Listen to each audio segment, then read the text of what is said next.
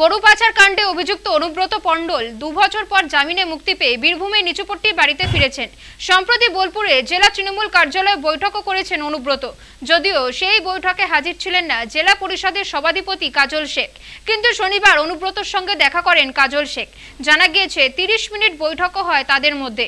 কাজলের দাবি কোনো রাজনৈতিক আলোচনা হয়নি, দীর্ঘদিন পর দেখা হলো। অনুব্রত মণ্ডলের শরীর ভালো নেই, চিকিৎসার জন্য রবিবার কলকাতায় আসার কথা রয়েছে তার। অনুব্রত বীরভূমে ফিরলে জেলা কোর কমিটির বৈঠক হবে, সেই বৈঠকে অনুব্রত উপস্থিত থাকবেন বলেও জানান কাজল শেখ। বুধবার রাতে নানুরের বাসাপাড়া কর্মীদের নিয়ে বৈঠক করেন কাজল শেখ। সেই বৈঠক থেকে অনুব্রত ঘনিষ্ঠ বলে পরিচিত তৃণমূলের এক নেতাকে হুঁশিয়ারি দিয়েছিলেন কাজল শেখ। তারপরেই শনিবার অনুব্রতর সঙ্গে কাজলের সাক্ষাৎ বিশেষ তাৎপর্যপূর্ণ বলেই মনে করছে রাজনৈতিক মহলের একাংশ।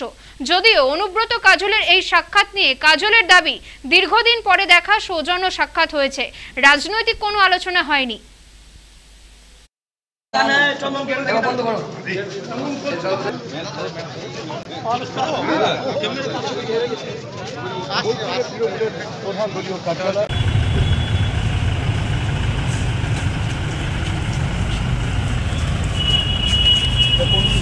কোনো কথা আলোচনা হয়নি, এটা সৌজন্য সাক্ষাৎ ছিল।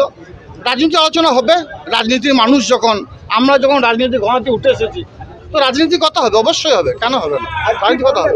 কোনো রাজনৈতিক বিষয় আলোচনা হয়নি, পারিবারিক আলোচনা হয়েছে, যেটা হওয়াটাই স্বাভাবিক, কারণ আমি ওই পরিবারের একজন সদস্য।